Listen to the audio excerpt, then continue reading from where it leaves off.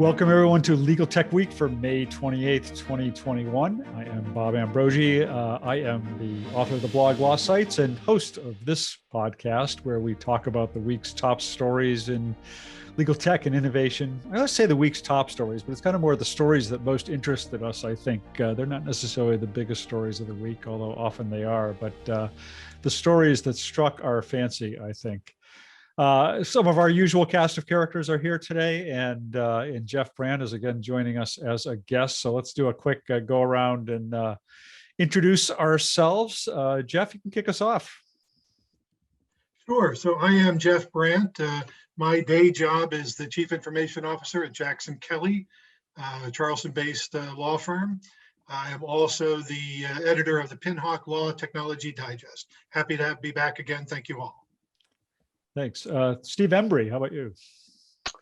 Hi, Steve Embry. I write the blog Tech Law Crossroads, which is about legal innovation and legal technology. And prior to that, I practiced law for a good number of years. I won't say how many, but probably more than anyone else on the call.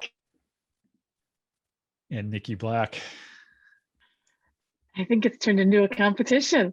I'm probably not going to win that one, but I'm Niki Black. I'm the legal technology evangelist with My Case, and I write legal tech columns for ABA Journal, Above the Law, The Daily Record, and I also write regularly for the My Case blog.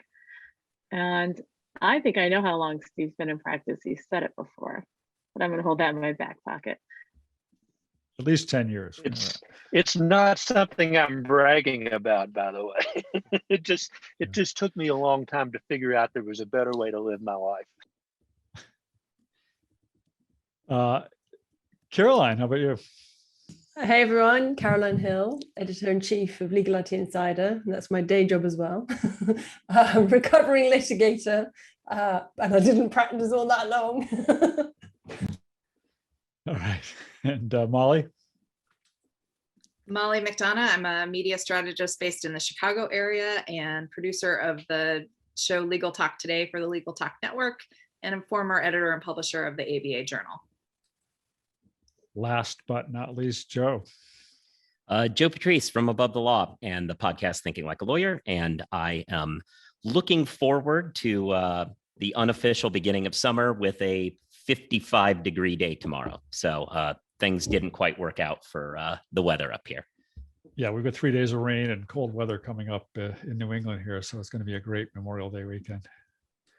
I'm going to exercise a moderator prerogative and kick it off with talking a little bit about this Justin Kan Mea Culpa. I don't know if any of you got a chance to either watch his video or read about it, but it's really quite a thing to see. I mean, I feel like it's in some ways the worst of what we imagine a Silicon Valley story to be in this world.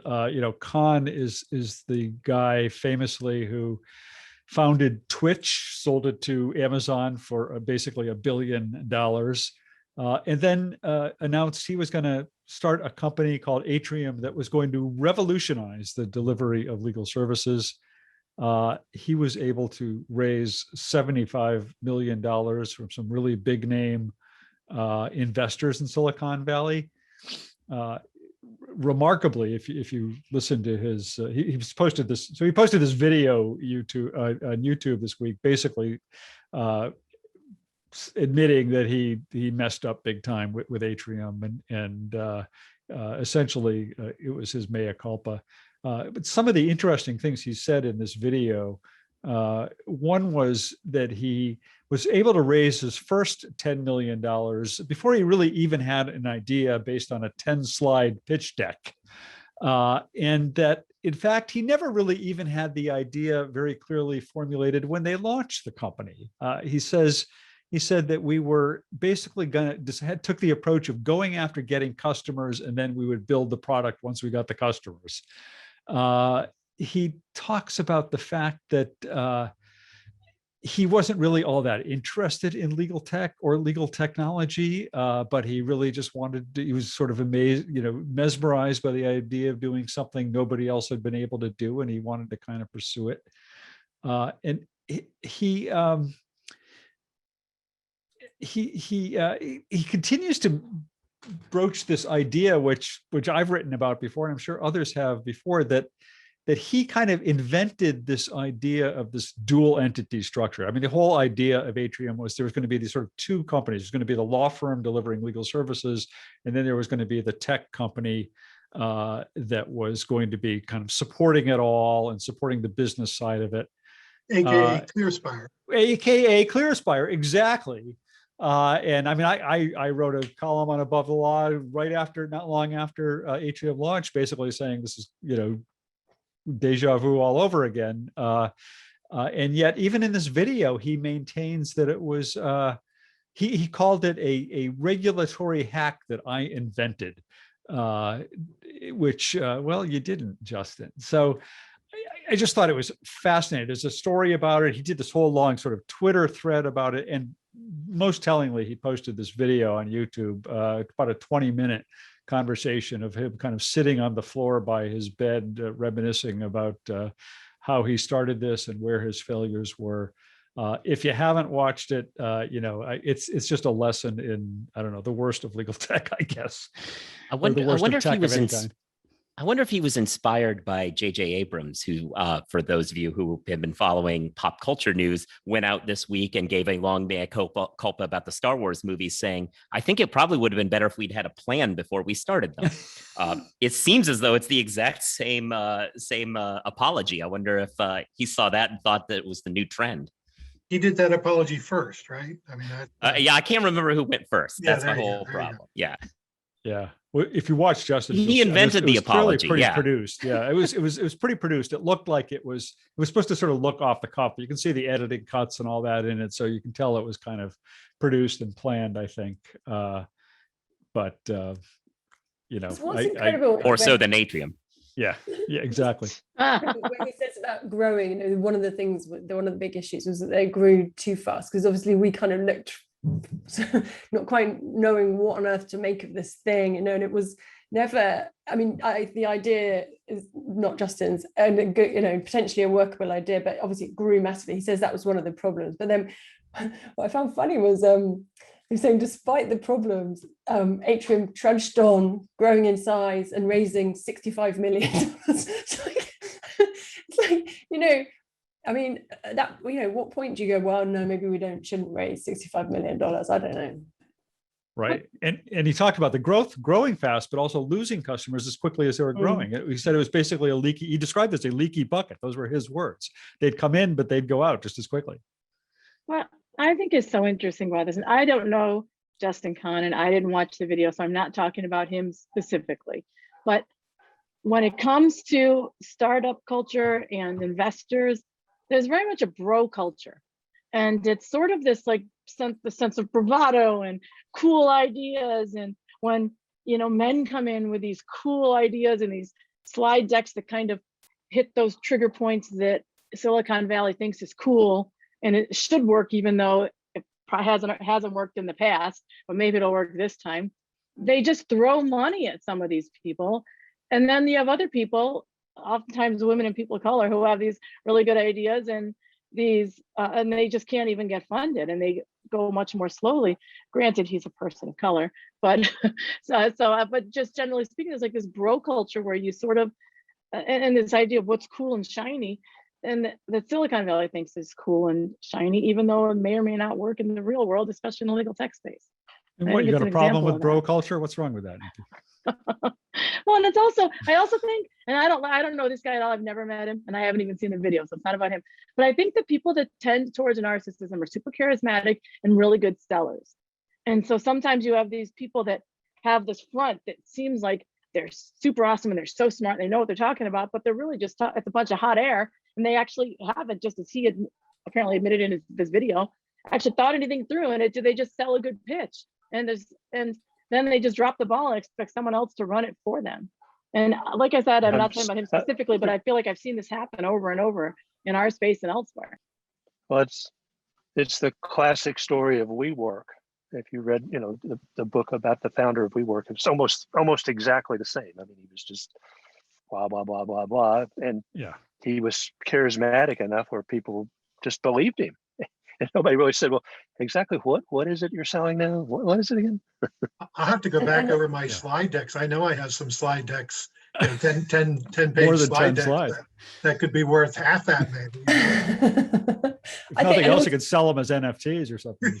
I think there was also an arrogance. I remember at the time thinking, when the way that the language was about, well, everyone that's gone before is a bit crap, and legal services needs to be disrupted, and and it's all like we're gonna work our magic, and it was very sort of a lot of bravado. I totally agree with your point, Niki, about the bro culture, but and I just think that any of us who have worked in this industry a long time know that that's just not realistic. There's a reason why, it takes a long time to change, and there's some things that lawyers do really well, and there's some things that need to be modernized, but actually you don't do it usually by coming in and going, everything you do is crap. Yeah, it's the revolutionary talk. I mean, I've pointed out a couple articles now in Pinhawk that the whole concept of this is going to revolutionize, this is going to, like, I've been working in legal now for 35, 36 years. It's a very thick bubble. You just don't come in and revolutionize. There's a reason why things move slowly in legal. And it amazes me, to Niki's point, it amazes me how people think that it's going to come in and with 10 or even 20 page slide decks that you can come in and just make that change in the market so easily, the legal market in particular, so easily. Amazes me. Yeah. I feel like I should, or at least I should at least give him some credit for, coming forward and doing this Mea Culpa. I mean, it's in a lot of ways a very honest video, and he does really admit that he screwed up in a number of ways. And one of them is kind of exactly what you're talking about, that he's saying, I was just really good at marketing, and we were getting customers because I was good at marketing, and people knew me because I had sold my business for $1 billion. And, it was the shiny new thing, and people were kind of mesmerized by it. And that just wasn't a product. That wasn't enough to go with. So I've been attending the Bucerius lecture series, and this is like the opposite of the founder story. Where the founders are really focused on product development, and and the struggle is, how much do you fine tune and build a product before or as you're raising money? And it's like there didn't seem to be any of that product development happening. Yeah. Well, there's a segue here, because the founder of ClearSpire was Mark Cohen, and Mark Cohen wrote something that Jeff was talking about, wanting to talk about this week. So you want to? Sure. In fact, I worked with Mark and Bryce at ClearSpire. In fact, that's the only, I guess, claim to fame I can say is that my name is on one of the patents that. I forgot that you worked at ClearSpire. Yeah. So what I shot to Bob was this whole concept of non-lawyer, right? And so Mark's article was all about law as a team sport, and whether you're going to call it the allied professionals or whatever. I mean, I wrote, I think it was first articles I ever wrote were back in 2013, name shame, we're not lawyers, but we are professionals. My degree is computer science and mathematics. And my very first job out of college was working for a gentleman named Ron Rust Consulting, complex litigation support, before we even called it e-discovery work. And so I've worked with lawyers all my professional career. And I know it's a cultural thing. And live to tell about it. Yeah, and live to tell about it. So far, anyway. And able to raise 5 kids on it. So it's doing something for me. But, every firm is different. I get that.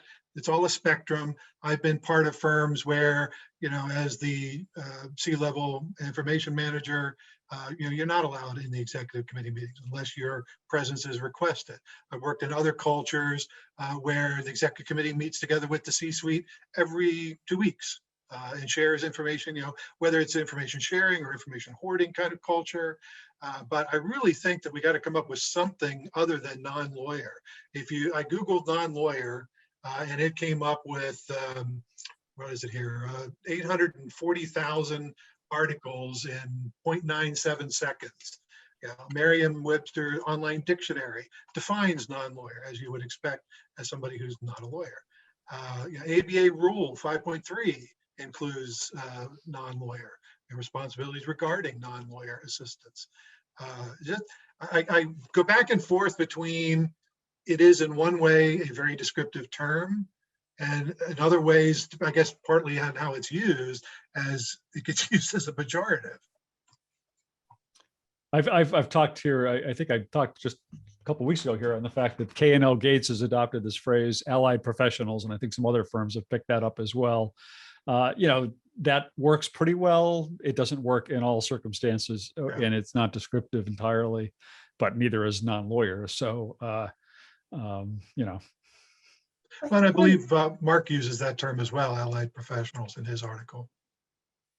And you never hear, I never really thought about that until now, but you never hear for the other professions, non-accountant and non-doctor. Like, you don't hear anyone say that. So it is a very odd term. It's dismissive. I think it's dismissive, isn't it? Right. It's by its nature, it's and I think it's so outdated. I think that now, with that finally there's so much recognition of all of the services needing to come into play in order to sort of for everything to sing.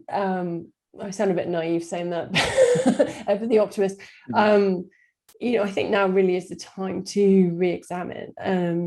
And so in the UK, you can have non-lawyers, as I'm now going to call them, become partners. And we've opened it up completely. And I just think that calling everyone non-lawyers is it's a very out of date. My sort of current call default everybody a is I think it's really sort of insulting. I think I have mentioned before, when I was practicing, I actually talked to our COO at the firm where I was about it, and asked her about what she thought. And her response was interesting. She said, "Well, I don't really want to be referred to as a non-anything," which, when you think about it, really sort of kind of says it all. I mean, it is thinking of you as a other. You're not part of the clan. You're a non-person. And I have railed against the term for some time, ever since she told me that, actually. Well, it goes as deep as business cards. I can remember the very first business cards I ever got, being told that I had to make sure that my title was on my business card so that I would not be mistaken for a lawyer. That basically my business card was proof that I was a non-lawyer, and therefore whatever that carries with it. And that brings with it cultural. Well, if it makes you feel, I'm sorry. No, you go. I was just going to tell Jeffrey, if it makes him feel any better, when the second law firm I went to work for as a young associate, I tiptoed into the senior partner's office and asked him if I could have some business cards, and his response was, "What the hell are you going to do with business cards?" Which I have to admit, he did have kind of a point at the time. But I must admit, I've never done anything with business cards apart from when they sit on my desk gathering dust. I was just going to say that culturally, this idea of, but Jeff, to your point about you had to be marked out as a non-lawyer. Culturally, for the lawyers, perhaps the young lawyers coming up and learning how to interact with other people, I think that also isn't helpful in terms of creating a culture where they're working very much as a team. There should be all sorts of people of all disciplines working together, and I think that the culture it could probably go, it's deeper than just the business card, isn't it? You're right. I'm curious.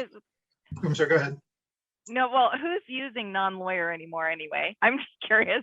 Like, who's saying it? Is it the lawyers who are still being dismissive of alternative legal services or multidisciplinary approaches? It's kind of a lazy term for journalists because it's just like a throwaway category to say these people who don't have JDs or aren't licensed professionals. If you, I think it was on the decline a bit. But whether it's lazy journalism or whatever, I think Utah's sandbox. Every article that now talks about any venture in Utah typically comes with a non-lawyer tag on it. Like I said, well, it's and an the model interesting- rules use the word. I mean, the Yes, the phrase is model right rules in the use it, model yes. rules. That's part of the problem. But part of the problem is when you're talking about the ownership issue, you can't say now legal professionals can invest in law firms, because that's not descriptive. It's more descriptive to say now, people who are not lawyers can invest in law firms, and however you want to phrase that. But you do have to distinguish between lawyers and those who are not lawyers in some way. I think also legal professional to me that could be personally sounds could be confusing, because what you're talking about, if you're talking about someone in IT or you're talking about someone in BD or whatever, wherever they might be, calling them a legal professional to me might be confusing, because you might be thinking that they are something different to what they actually are. It could be, it's very generic, isn't it?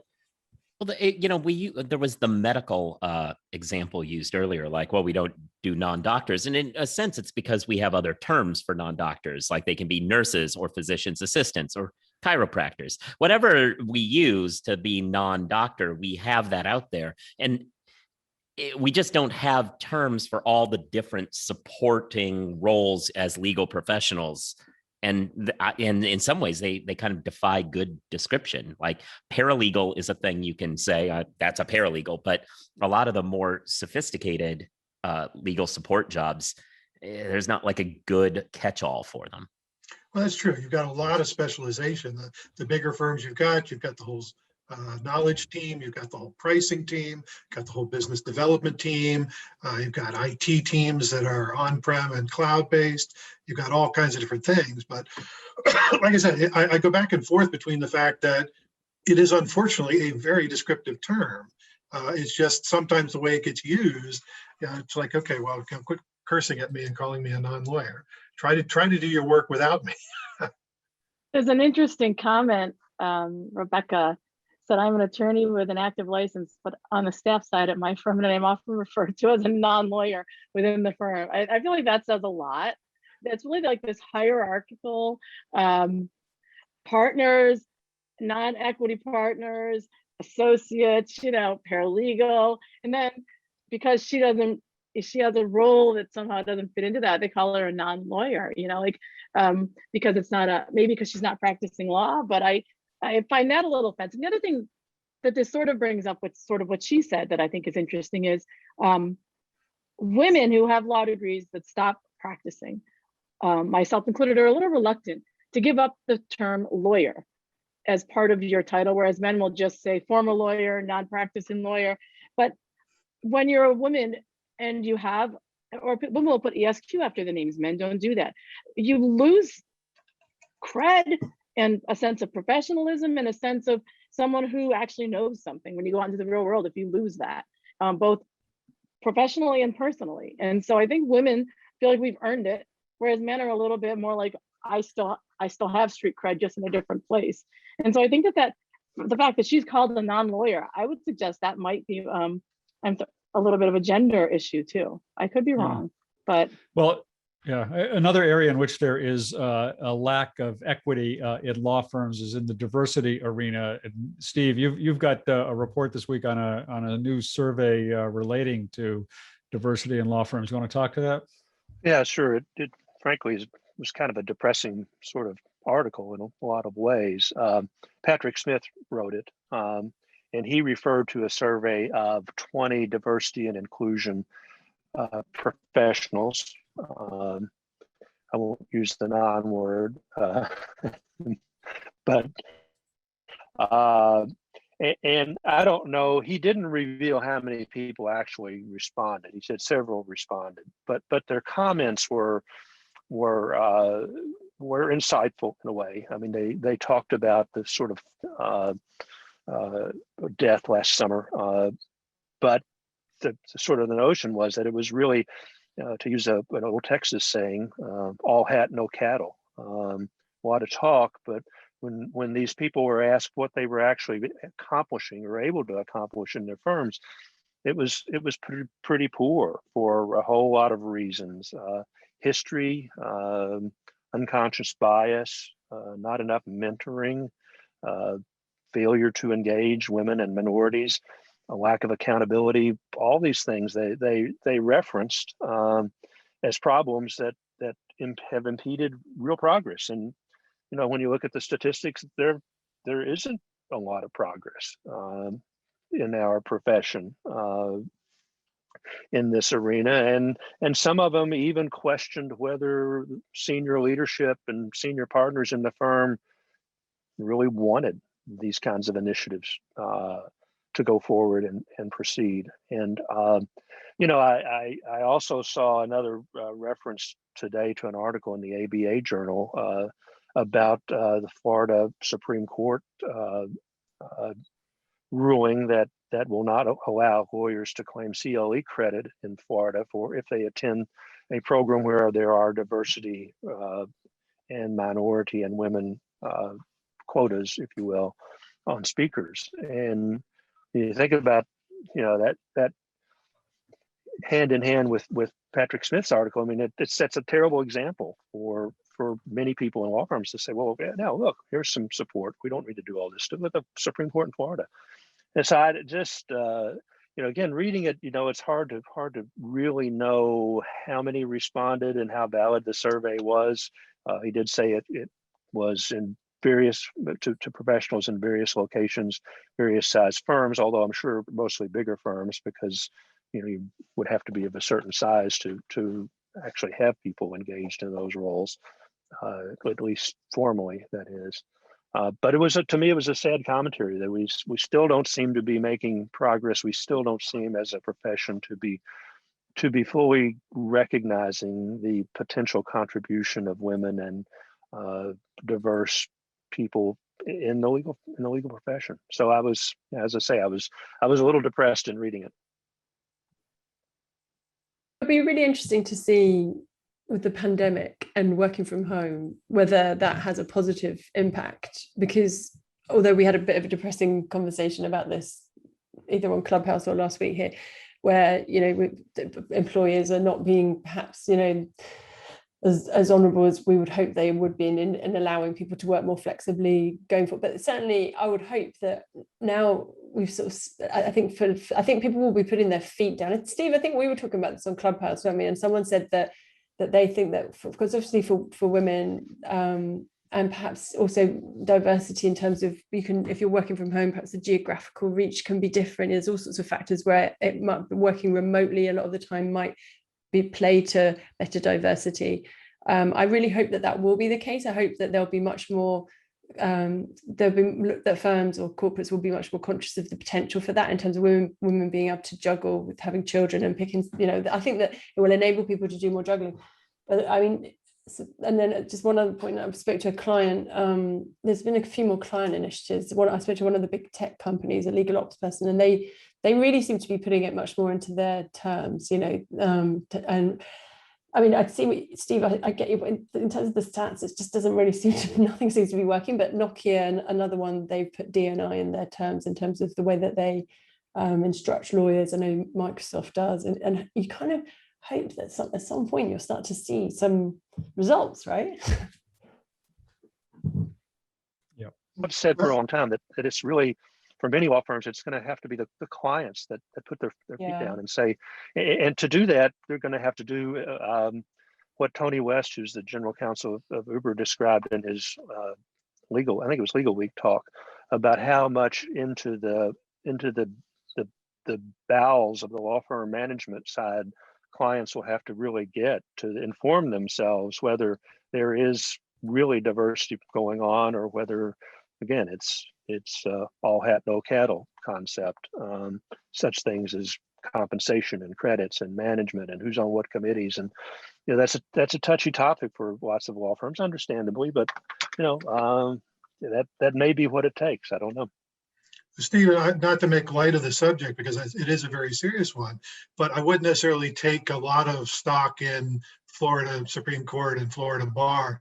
That's an odd group down there. I mean, Florida Supreme Court just confirmed the state bar's turning off of the electric dog fence for lawyers. I mean, it's the things that they're focusing on is, like I said, don't necessarily take Florida as the case test for the rest of the United States. Yeah, well, that's a fair point, considering Florida just passed, what is it, the social moderation law or something like that, where they're going Oh, to you can't preclude. shut down Yeah, politicians you on can, social right. media. Yeah, like I do think we still have the First Amendment even in Florida, maybe. I don't know. But Well, you're a fair point, Jeffrey. maybe. Maybe, yeah, yeah. well, maybe, yeah. I actually wrote about that. I'll put that in the thing. About whether there's a First Amendment in Florida, or No, just about the about that new law. yeah. Just yeah. The other issue with diversity Again, too to is quote, that, Go ahead, Niki. well, is that they can put people in who are diverse in positions that have no power. And Steve alluded to this, but until you can't change people's attitudes, you can't change their stereotypes and their prejudices. And if you have people at the top of a firm, and I hesitate to use the word if, because I think it's probably more correct to say when you have people at the top of a firm that are racist or sexist and have stereotypes, even if they put people in positions of power, they may not actually allow them to do anything that's Right. actually impactful in that position. And you can't, that's one of the most frustrating things about sexism and racism is you can't change how people think. Or you can, but it's very, very difficult. And I feel like you have to keep relying on the younger generations and keep hoping that they're going to be a little better than the generation before them, but that sure is a slow process. Well, Look, the slow is key. it's a fact that in most law firms, origination credit is the power, right? I mean, that's how people get in senior leadership. That's how that in many law firms they become on the executive committee, and in many law firms become managing partner. It's origination credit, and there's all sorts of rules and procedures for determining that. And sadly, in many cases, that favors the status quo, which is, old white men. But my point is, even if they put people in positions of power and let them leapfrog over the obstacles they put in front of them, they may not actually give them the tools that they would normally give people. Just like how they came up with non-equity partners, right? Where you get paid less, you're not worth anything, and you don't have any advancement options. And it's almost always women that are in that position. And they have all these reasons why they're there that are because of their choices. But at the end of the day, even if they leapfrog people that are people of color above, or that are diverse above all those different hurdles, they're still going to reduce their ability to actually have power or do things that are to earn profit or whatever. It's very slow. Yeah. I'll just say there's no simple solution to systemic issues like this. So really the best approaches require for a systemic problem require a systemic solution, so that it's not one single thing, one single person, one single set of people, or a new pool of people that's going to make a change. It requires a business priority, and that goes through the ranks, through the entire operation for it to be effective, and with accountability and metrics, measuring progress and owning up to failures. And I'm just, so far, I've not seen a whole lot of that, a lot of talk, a lot of demand. We know, Rick Palmore's been talking about this and showing folks how to do it for ages, and not really seeing people step up, or leaders, companies and firms step up and make it happen. And I keep focusing on this slow point that Niki brought up, because I think it's lawyers are very results oriented, and we expect things to change, and they should probably change faster. But there is also something to be said for moving somebody into an income partner role is not actually a good place for advancing leadership.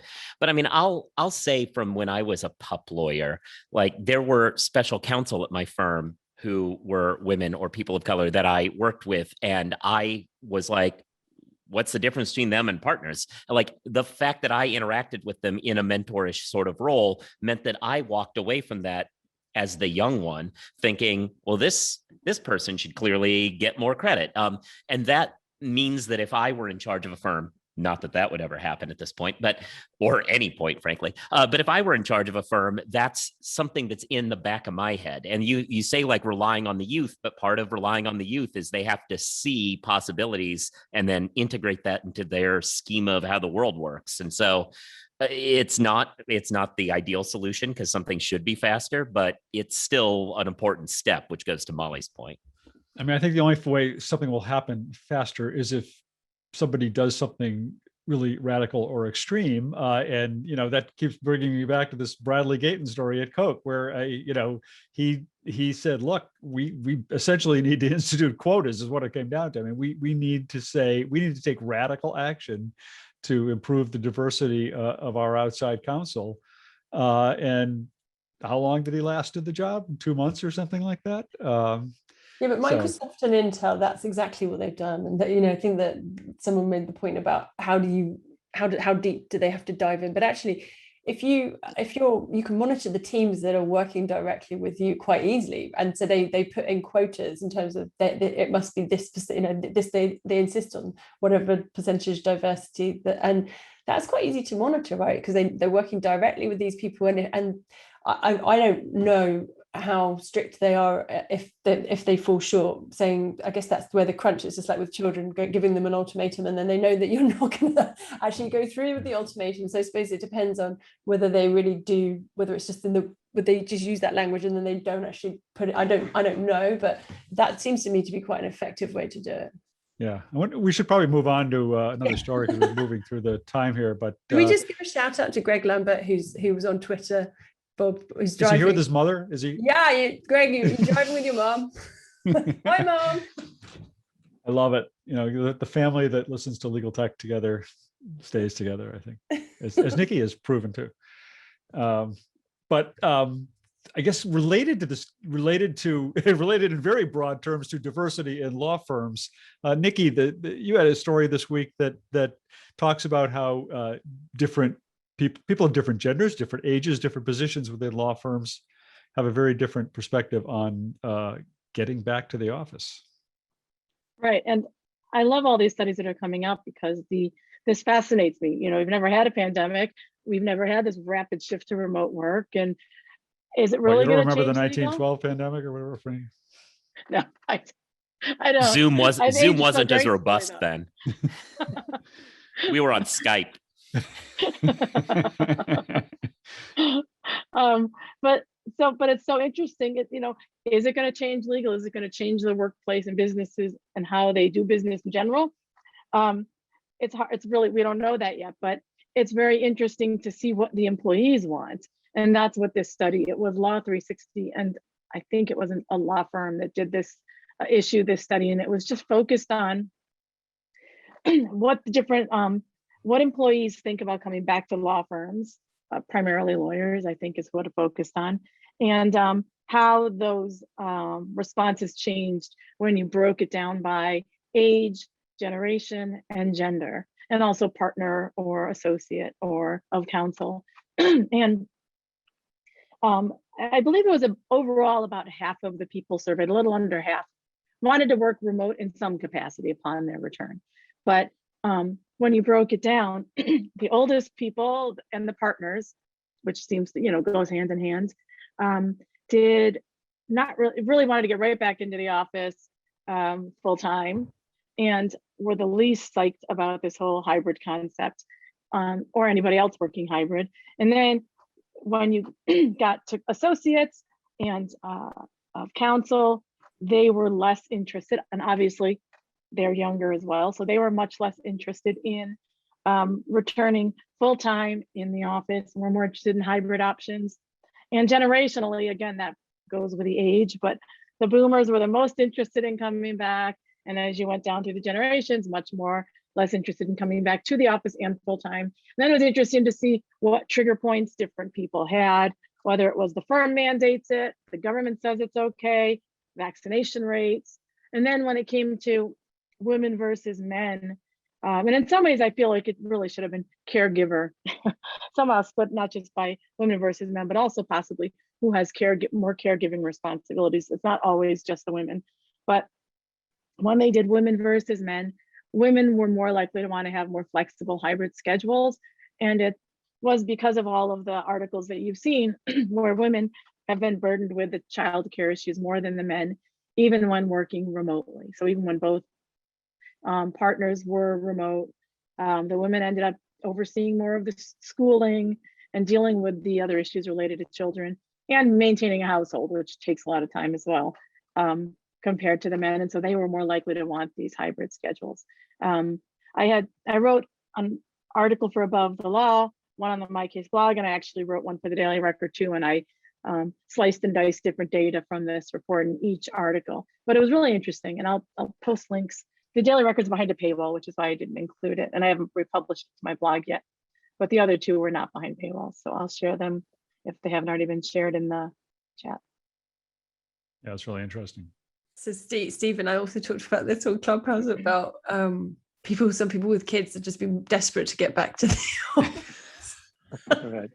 Well, I was actually thinking when you were talking, Niki, I did an article earlier this week about the AmLaw 200 study, and one of the interesting things about that is that one of the things the study revealed was this: the second 100 revenue law firms were much less interested in reducing their real estate footprint than the AmLaw 100 top 100 law firms were, which I thought was kind of interesting too. So in addition to the generational and diversity issues with respect to going back to the office, it also is kind of this firm size kind of discrepancy. Or I wonder if there's a conflation that some of the AmLaw 100s are already pricier real estate than the 200s. So the 200s are already in cheaper square footage, and they don't feel the pinch that some of those 100s. I don't know. I don't know about that. I love every time you talk about real estate. Like, you always bring up the real estate stuff on here, and I find it fascinating. Like, I need to get into the same real estate sources you do, because I love that stuff. Like, that's what I find really interesting about offices. What I don't get is the dichotomy. So you've got some firms talking about 25 to 40% of their space they're going to whack.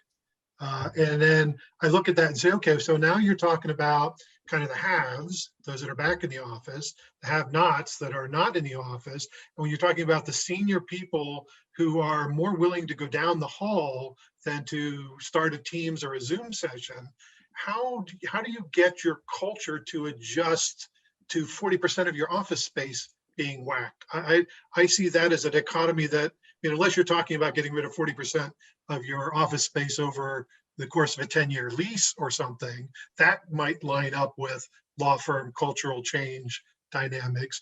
But it really kind of sounded like, the 40% chop was going to come down in fairly short order. And I don't see how culture of many firms is going to catch up and match that. And how they're going to make sure that the people who aren't in the office, like for the young ones, they get the adequate exposure and training and just the work. Like, we all know, like, what most of us have practiced, and actually there's a lot to do with just being there. I think that's why I got any work, just because I happened to be there. But and and if you've got a trainee or whoever, young associate who's in the office, they're almost certainly going to get more work than somebody who's at home. So they're going to need to think really carefully about really being really organized, I think, in terms of who comes in when, and doing it in, I don't know, they're going to need to be very systematic and very organized. I don't think it's going to work at all if it's haphazard. Yep. One of the hottest stories in legal tech this week is one probably very few people here have heard anything about, because it's happening on the other side of the world. But Molly, you want to tell us about that? Sure. So I started to get down a little bit of a rabbit hole with this after reading Doug Austin's piece on eDiscovery Today about Nuix, and how at first I read the headline. I'm like, oh, what's happening with Nuix? The Australian press is paying more attention to their IPO, and I'm like, oh, it's because it's a major scandal. And the Sydney Morning Herald and their two other publications have done this big investigative piece into Nuix and its IPO and its management. And it's today the papers reported that one of the co-founders and past chairman has been severed from the company completely as of today, and the Australian Federal Police are investigating the IPO and his $80 million windfall when it was offered in December. So fascinating. And I was trying to understand why it hasn't gotten any attention, because a lot of huge companies use Nuix. It's a great product from what I keep hearing, but they also, so the Sydney paper this morning said that they were losing up to the IPO. Their churn was 35% for staffing and 30% on their engineering side. So that goes to product integrity for sure, from my perspective. And that's apparently why there's, more investigation and attention. And I wondered if maybe the reason we haven't seen much about it is because it really wasn't critical of the reporting so far had been more critical about the reporting and the financial management within the company and not the product itself.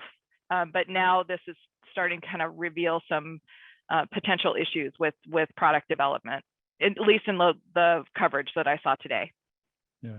Well, it's fascinating. I mean, as you say, it has implications, significant implications here in the United States. I actually I was completely unaware of it until I read Doug's piece. It was just yesterday or something. I think he posted about it, or maybe even just today.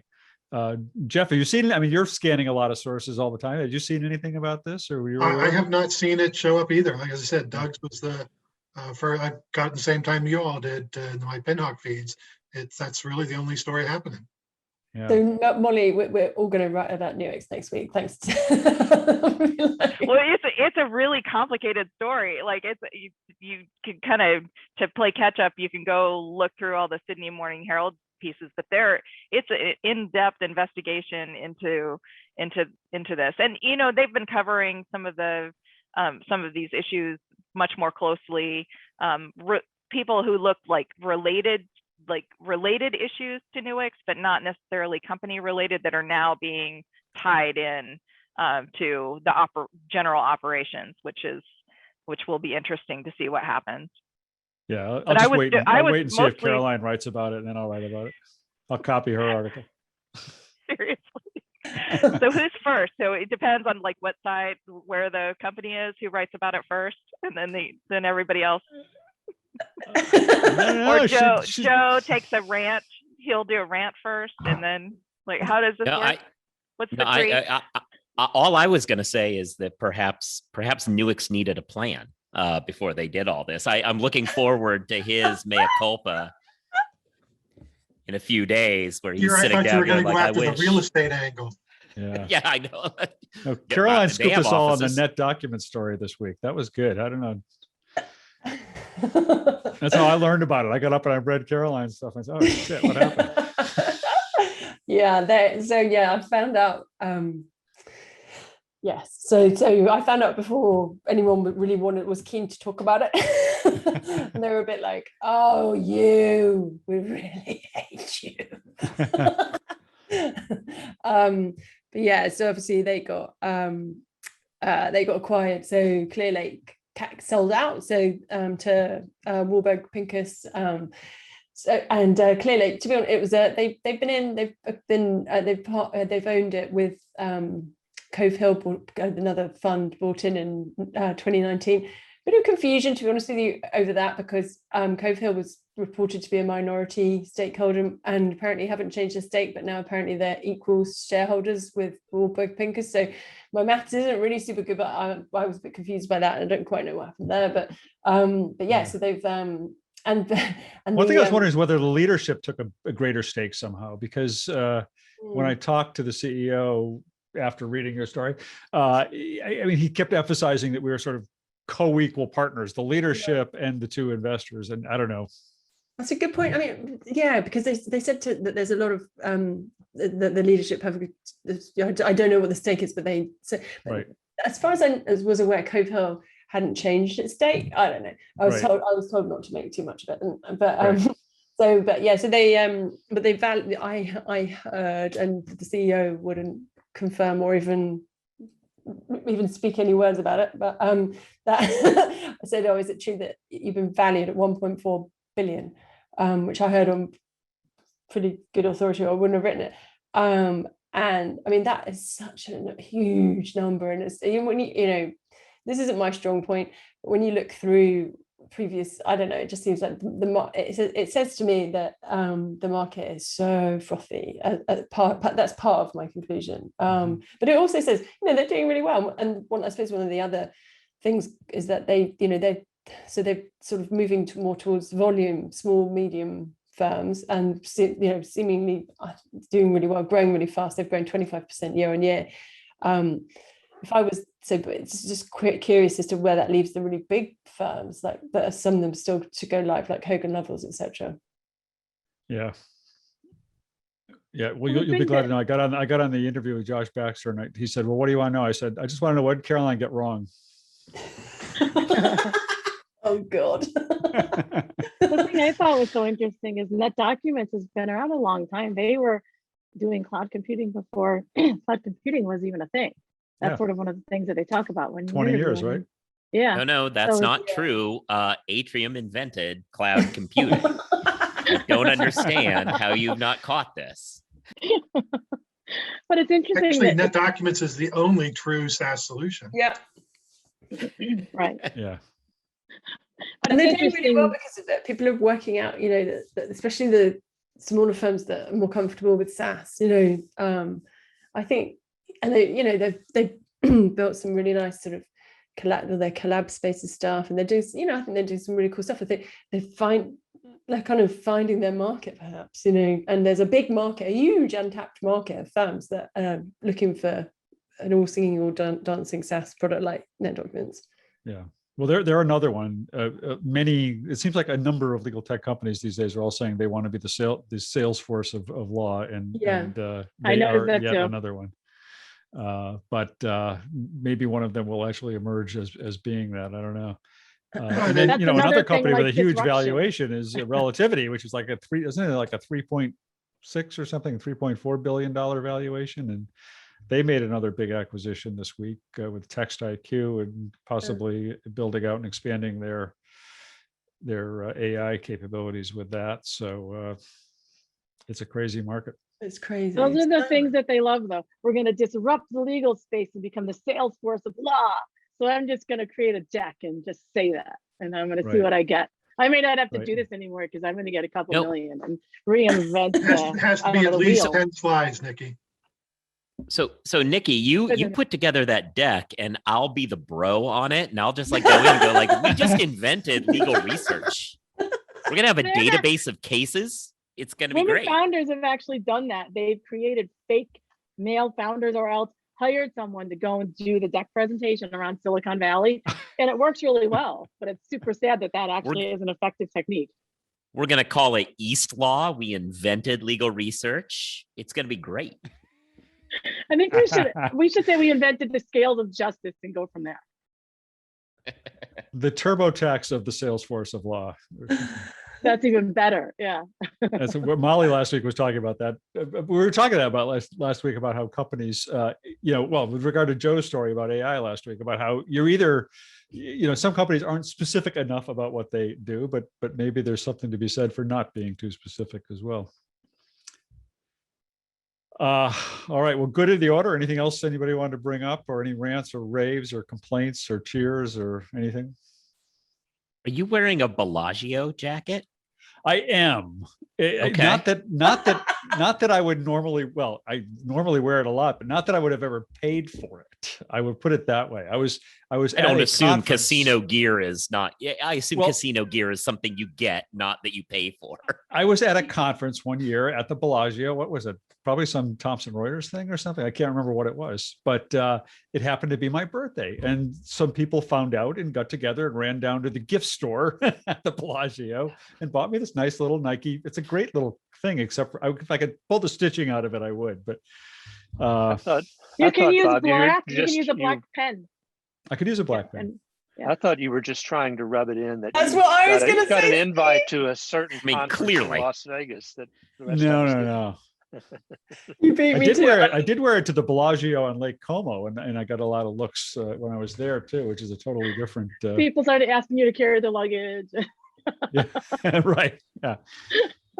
I think you just came up with another technique, though. If we go on your birthday to do the slide deck, Joe, because it's my Yeah. birthday, and they may just throw money at you because it's your birthday. Yeah, you So probably that's get 20 another million, technique. double the money. Right. Yeah. All right, good. Well, I hope, despite the rainy weather in some parts of the world, and you don't have, do you have a long weekend, Caroline?